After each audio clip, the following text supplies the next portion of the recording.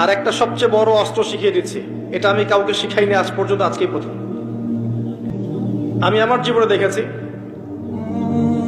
এই ওসিলা করে যা চেয়েছি পাইনি এমন কোনোদিনও যায় নাই।